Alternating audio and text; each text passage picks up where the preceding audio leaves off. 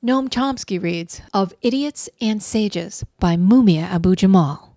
I'm Noam Chomsky, standing in for Mumia Abu Jamal. How much is your child worth? How much is your grandchild worth? These are not trick questions. They arise from the news that North Carolina recently announced cash compensation to thousands of survivors of their state sterilization program that ran from 1929 to 1974, an astonishing 45 years. North Carolina was but one of the many, mostly southern states that sterilized people whom it considered as defective. In this, they were supported by authorities as august as the U.S. Supreme Court, which in its now infamous Buck v. Bell 1927 decision found that a state could properly sterilize its citizens, and citizens had no constitutional right to oppose it. For, in the words of Justice Oliver Wendell Holmes, 3 generations of imbeciles are enough. A North Carolina task force recommended payment of $50,000 for each survivor.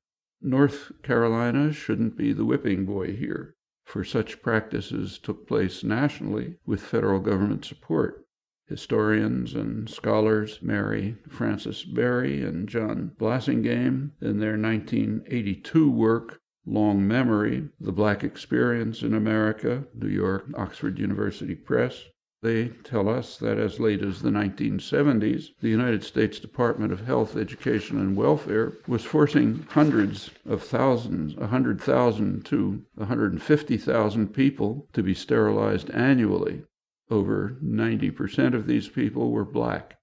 This horrific state practice and the U.S. Supreme Court's chilling reasoning in support of it gives us some insight into how social prejudices and attitudes percolate into all sections of society, and despite their self-evident madness, are seen by seemingly enlightened sectors as perfectly reasonable, only to be later tarnished as repellent with the passage of time.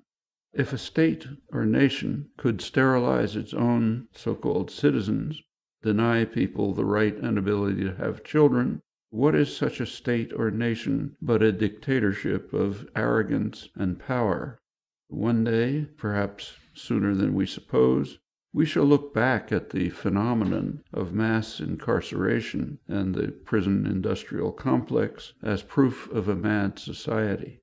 Perhaps such a future state will pay reparations, compensation, to their survivors in 75 or 80 years, if any survive.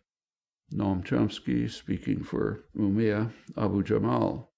Prison and government officials are trying to censor and silence Mumia Abu Jamal. I stand as one of many Americans who believe that there's a tremendous value in his voice being heard. I and others will fight to make sure that both his voice and his body are free. These commentaries are recorded by Noel Hanrahan of Prison Radio.